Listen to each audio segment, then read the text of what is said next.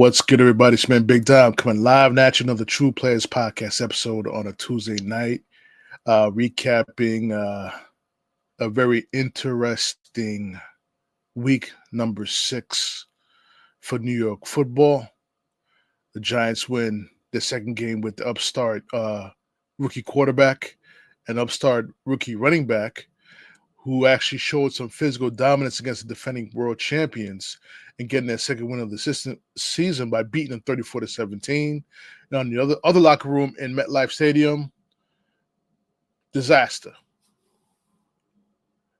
Disaster to the umpteenth level. Poor coaching, poor game management, poor quarterback play. And what you have here, a team in the New York Jets, who is 0-6. 0-6, guys. But before I get into the Jets, I got a lot to say. On the Jets. But let me talk about the Giants first, since they won.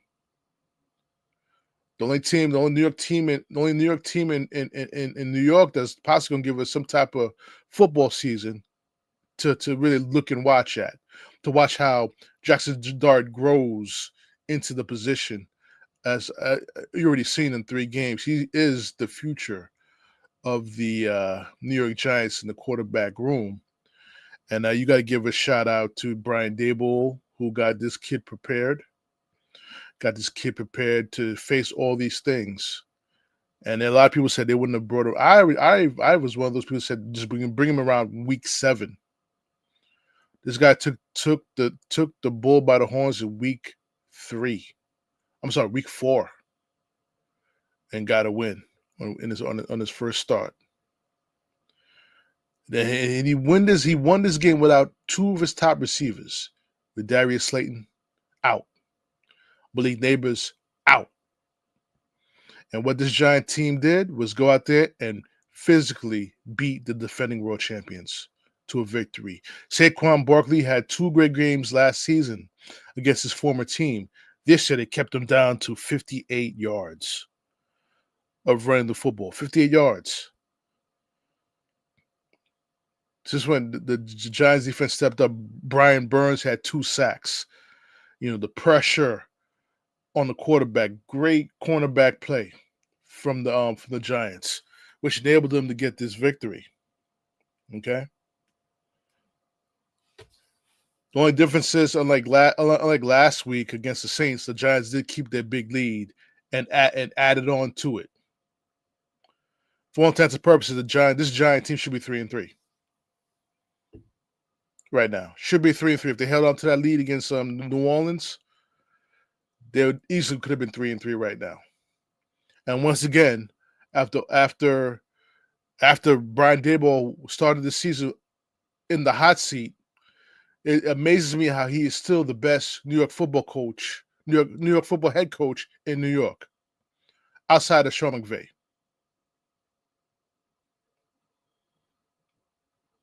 Think about that for a second, guys. This guy was staring at losing his job at any point this season. And what happens was he made a bold decision, unlike the head coach of New York. Made a bold decision and made a quarterback switch to save his job. Head coaches are measured by wins and losses, not by protecting players who are not playing well. You know what? Briandaboll could have easily kept Russell Wilson in the game. But when he saw that game, which they lost, I believe they lost in week 3, he saw a quarterback in Russell Wilson who was making executive decisions out there for himself. And he realized that he had to make a change for the sake of the team. For the sake of the team, put the rookie in right now.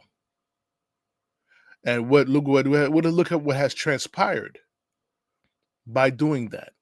A 2-1 record with Jaxson Dart as your leading quarterback.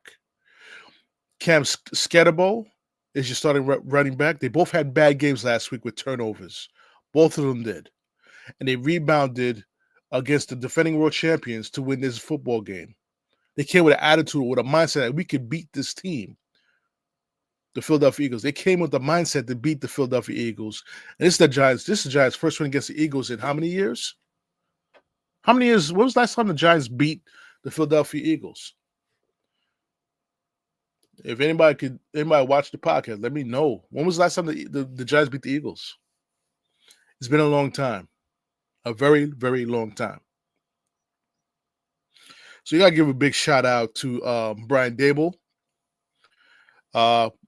Big shout out to Wandalerobinson, Robinson, who took the realm of being the number one receiver with 6 catches for 84 yards.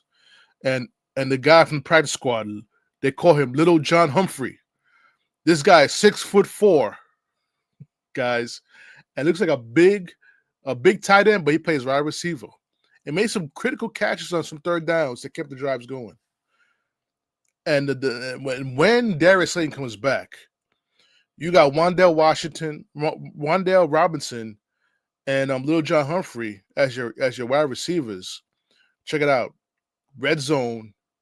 Little John got be in that huddle. This guy gets jumps. This guy can get jump balls. That'll help Jaxson Dart in the red zone. Something for the Giants to definitely consider. Definitely for the Giants to consider. You know, you got to have it. The Giants have a plan, and when your job is on the line, you utilize desperate measures.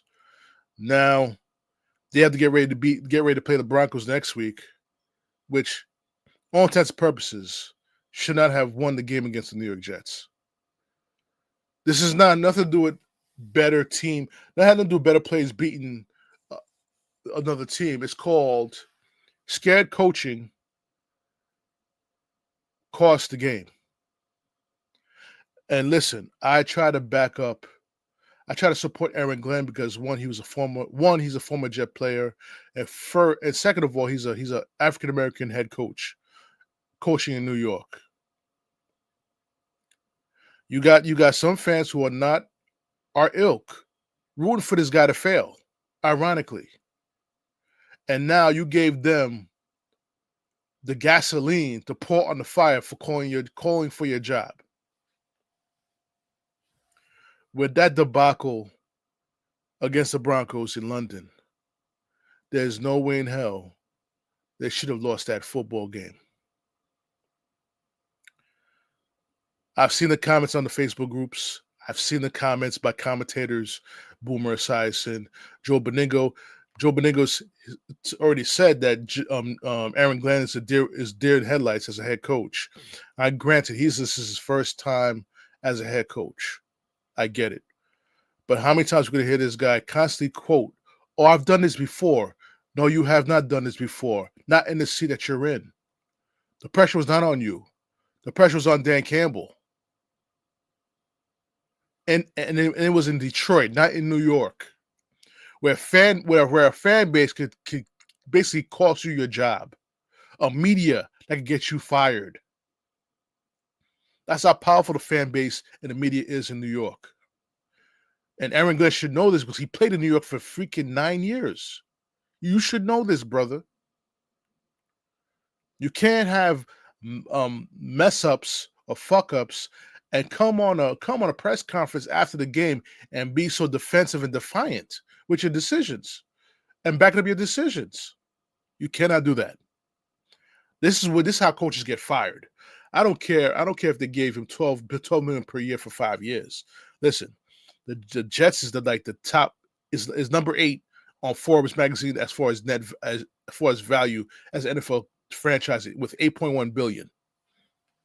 Trust me. The operating income to run the team was $180 million. Their revenue from the team is almost $450 million.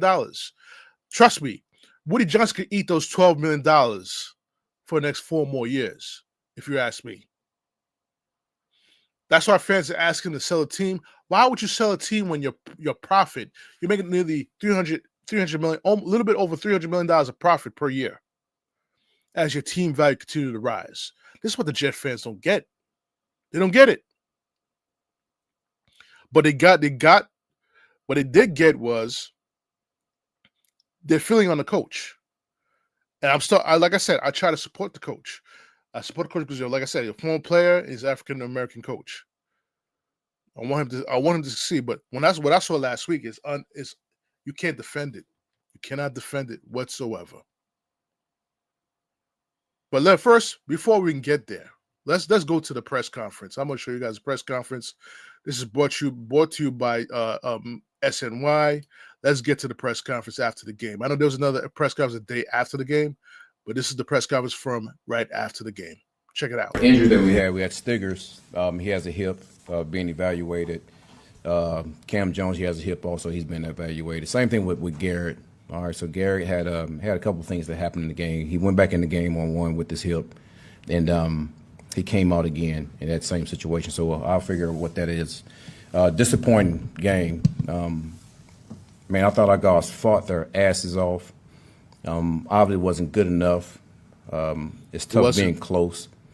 At some point, we gotta finish one of these here, and that's been something that we talk about how we finish, and we didn't finish the way that we needed to go and get this win. Give those guys a lot of credit. Defensively, they were all over the place when it comes to their defense. But I thought our defense played well. This was probably our best game, our defense. We got a takeaway. I think we were on the better end of the penalties, which is positive on both ends. But offensively, I mean, they gave it to us, and we all saw that. I don't know how many yards we averaged per rush, maybe 3-some yards a carry. I know we ran the ball quite a bit. Our passing game was non-existent, and that's something that we got to get better at. Those guys did a really good job of pressuring our quarterback, and they are a team that pressures quite a bit. So we knew that going in, and it was tough.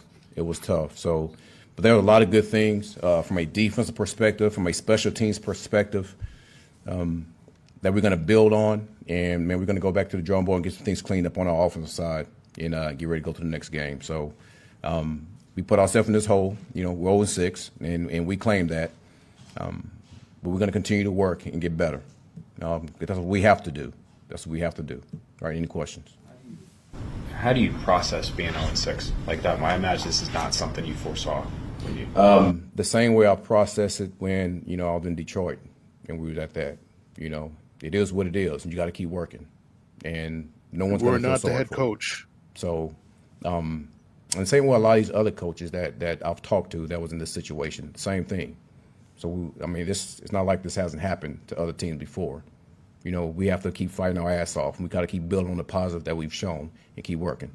I know you like to watch the film before you fully evaluate, but the passing game had minus 11 net yards, I think. And that speaks for itself. Yeah. But Justin in particular, did you feel like he was hesitant to throw the ball today? I want to see it. I will say this. When you have a team that pressures that much and play that much man coverage, sometimes you just got to give you guys a chance to win a one-on-one. Again, I don't want to just, stamp that, but I would think, because the way they play, and I know how Vance calls a game, that sometimes you got to give you guys a chance in those one-on-one situations. Can you tell us what happened at the end of the first half with not running a play, just letting the clock run out? So I knew we were getting the ball back, and I think it was like 3rd and 7 or 3rd and 8. And at that point, we didn't know if we got the first down or not, because I know one ref was saying yes, no, and was no. So once it got the 4th down, guys, I'm not about to sit there and try to get a play off, and they will get the ball back. And I think they had a timeout left and give them a chance to kick a field goal. I don't think that's the smartest thing to do. So let's just end the half, we get the ball back, and see if we can get a chance to score. Do you think you showed enough urgency on that drive, even before that play, Aaron? You got the ball back with 3 minutes left. Do you think there was enough urgency altogether on that drive? On the last drive? The last drive of the first half. I think we did show enough urgency. The thing is, I knew that we were getting the ball back, and we talked about this as a staff. Yeah, I can't go through this press conference. This is bullshit. So you mean tell me that time left with 1 time I left with 20 seconds left, you didn't have faith in your defense to stop them in case they did get the ball back? Listen, it was like 20 seconds left on a 4th down. How about trying to throw a ball? Just throw the ball into the end zone for a Hail Mary and see what happens. Just throw the ball in the end zone and see what happens. You're getting the ball back at halftime. Worst case scenario, you don't get the Hail Mary. They get the ball back. You hold the team down to a field goal. It is a different ball game. It's a different ball game. At least you gave an opportunity. At least you gave the team the life they needed. That knowing that you took a chance as a head coach to win the game, to make the attempt to take the lead before halftime. So when you get out of halftime, you had an opportunity to add to the lead. Or maybe your offensive calling would be different if you had gone for it at that fourth down. Just maybe. And I'm seeing Garrett Wilson, which, I'm not saying I'm tired of Garrett Wilson constantly complaining, but he had a reason to gripe this time. He had a reason to gripe because he didn't know what the hell was going on. I don't think the entire team knew what was going on, and that's on the head coach. That's on the head coach.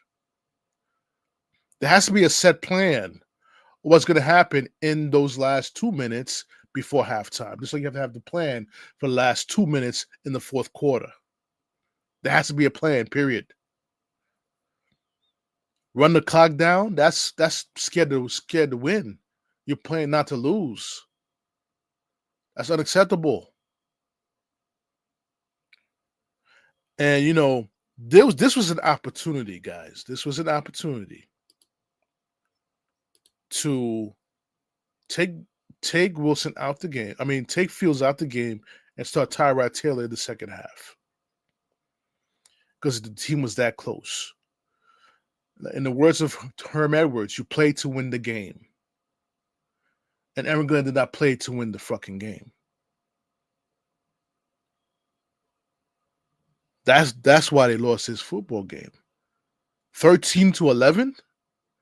A game that your defense played. This is probably the defense's best game of the season, albeit with the help of the return of Jermaine Johnson, who gave this defense a lift.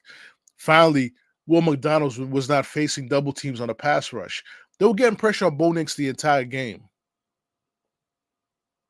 The only touchdown that was given up was a blown coverage by Ahmad Gardner. That was the only touchdown that was given.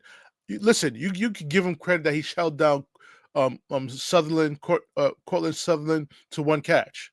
Well, that's because of the pass rush was that powerful. They were getting to the quarterback, whether it was sacks or pressure.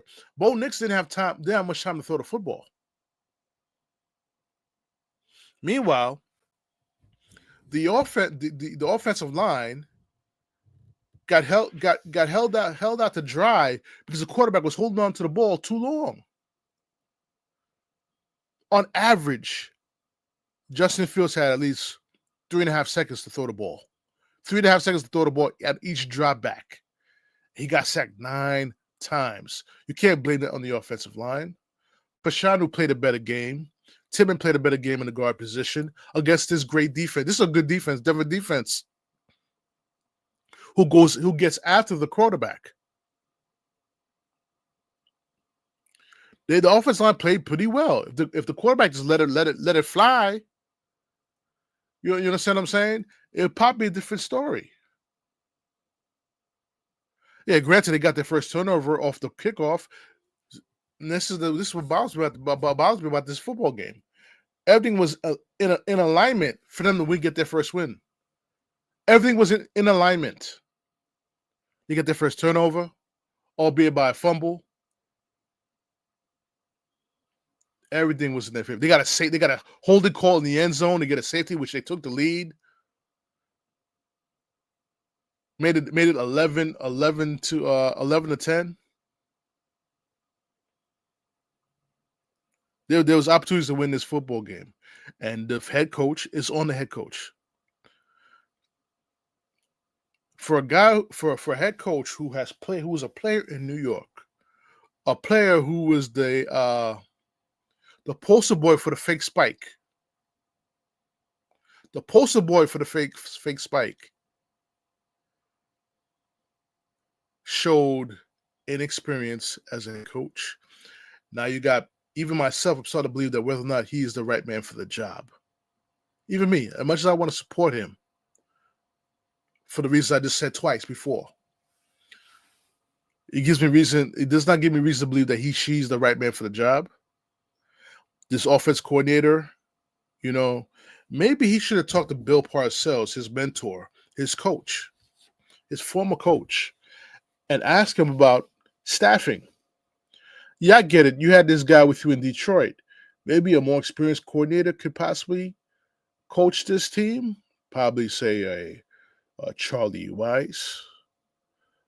I don't know if Bill O'Brien is coaching in college, but someone like Bill O'Brien to run this offense with Justin Fields.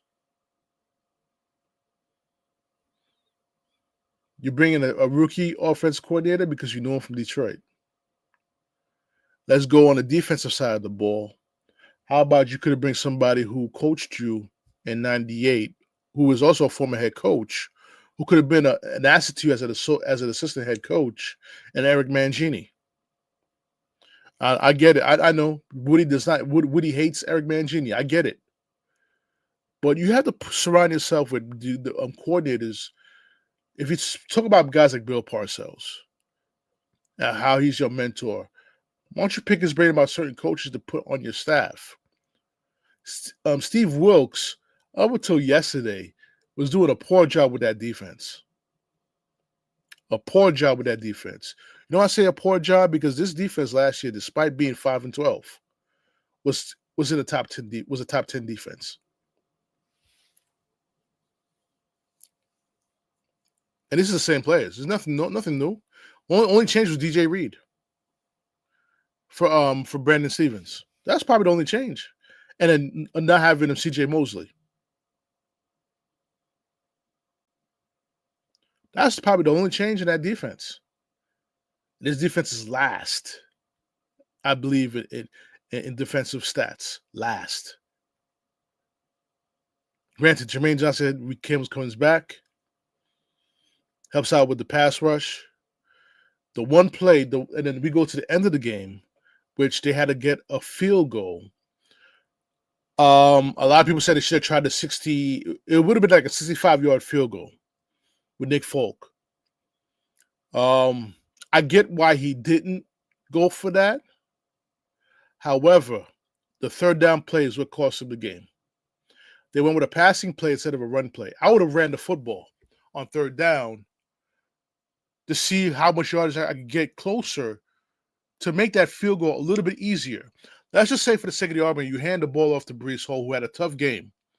22 carries for 59 yards.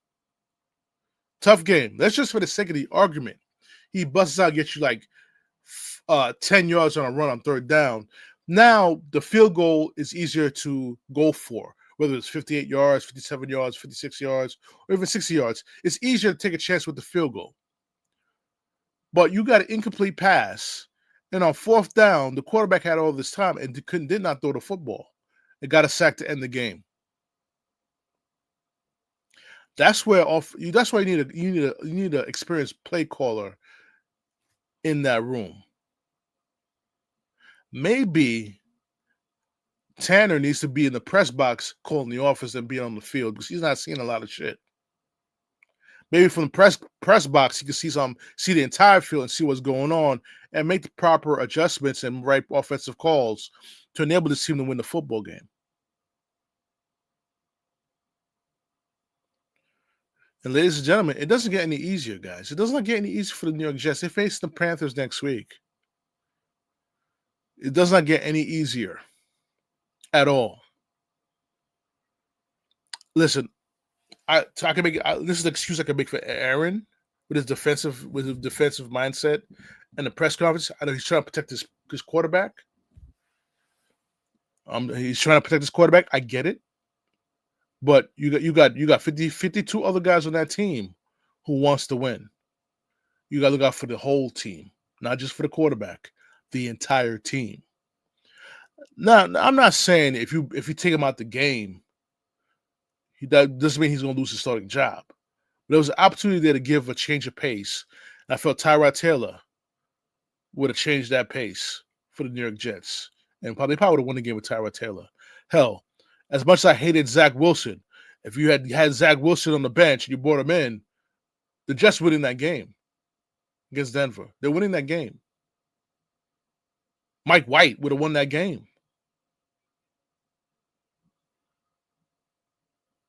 This quarterback can't throw the football. He doesn't. When he throws the football, it's having a tight spiral. How about you work on Justin Fields' ability to throw a tight spiral? Maybe that would help his accuracy, his footwork. Get somebody to work with him with the footwork. That's part of accuracy too. You can't sit there and run an option offense in the NFL and things are going to win you a game. Shit, even Tim Tebow would have won that fucking game this past Sunday. That's the truth.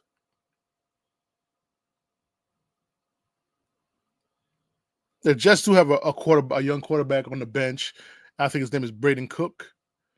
It could be a time that you're going to have to give that boy a look. It could be time for that. Do something that Briandaboll did. Do something like that and see what happens. Because now all I'm hearing throughout the past 24 hours is about trading guys on the trading block. Jermaine Johnson, the Jets are receiving calls on Jermaine Johnson. The Jets are receiving calls on Breecehall.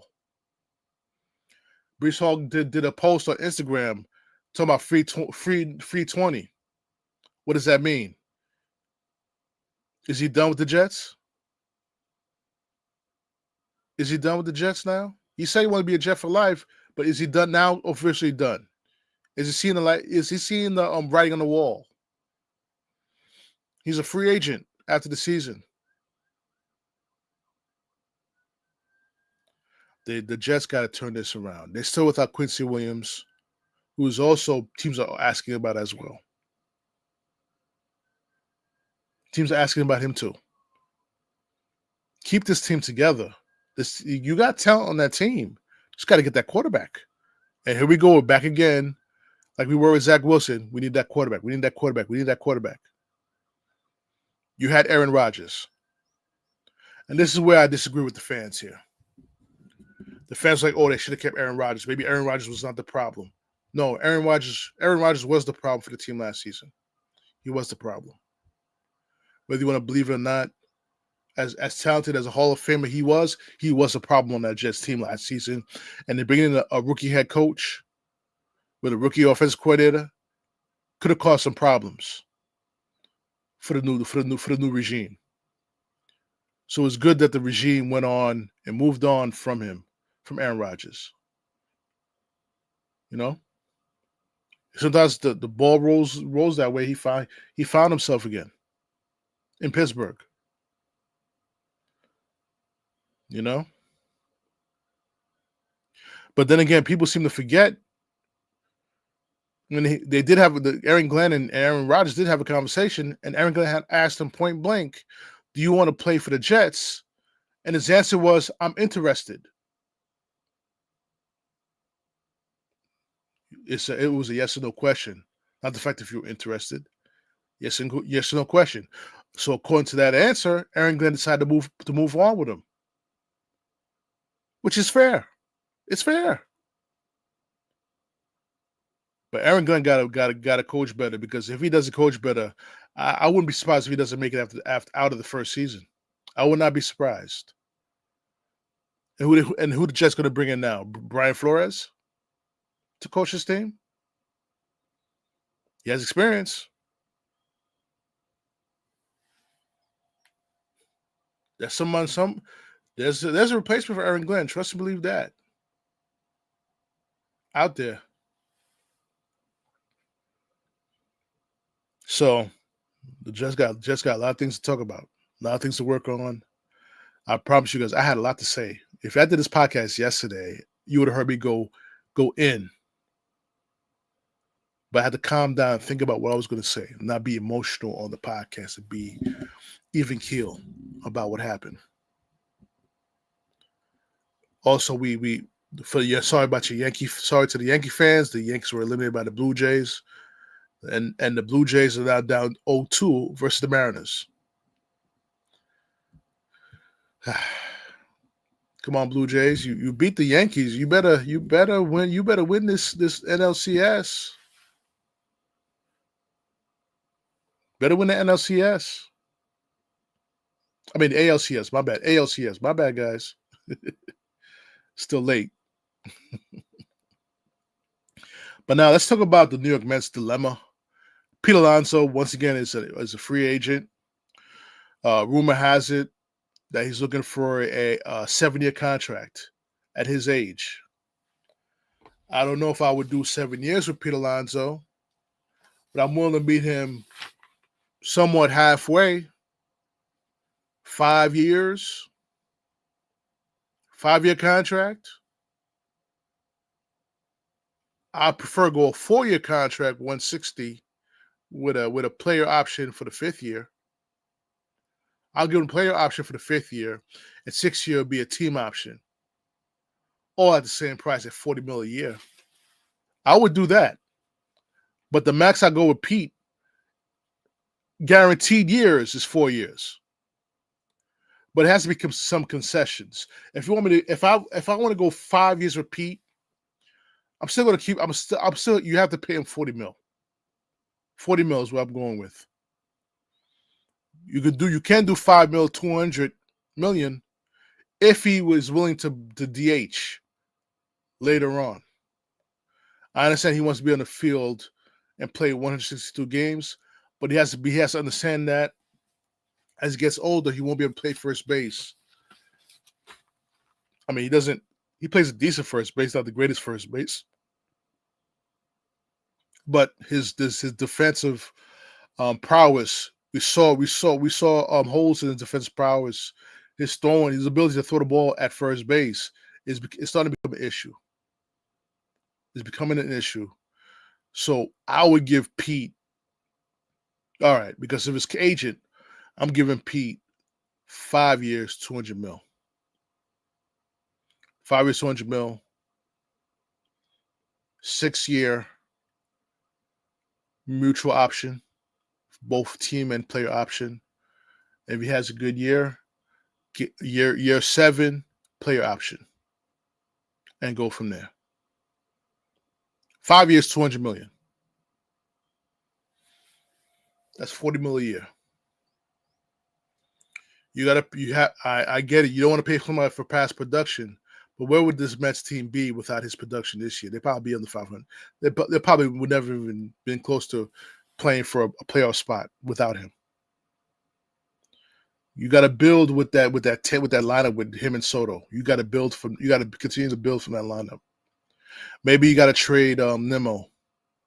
Maybe you got to trade McNeil. If you're worried about money, you have to get rid of some money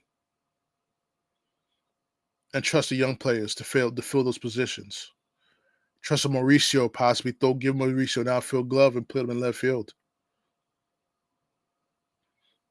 Because I think the Mets have to get an experienced center fielder who got pop in his bat. That's what you have to go for. Probably that center fielder over with the Yankees. What is it, Jack Peterson? I'm sick and tired of going after Yankee rejects. Former Yankee players. I'm tired of that shit. And the Mets did hire a bench coach who I never heard of before. I don't even know. He got some Asian name. Nothing. I thought they wouldn't go either Carlos Beltran or Willie Randolph, and they brought this guy in to be a bench coach. Whatever.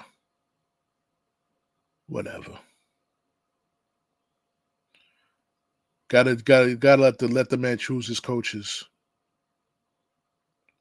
And keep bringing no names. This is New York City, David Stearns. You gotta bring superstars to New York, include superstars in New York as far as players and as coaches.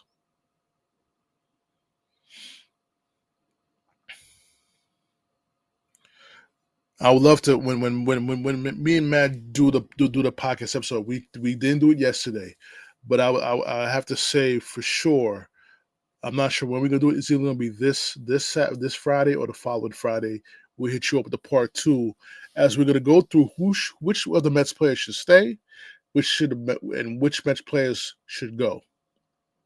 That's what we're gonna talk about next episode with Matthew, as we talk about more about the end of Mets season and where they should go after here. You got to get two veteran. You got to get one ace and one veteran pitcher to go with the three young guns.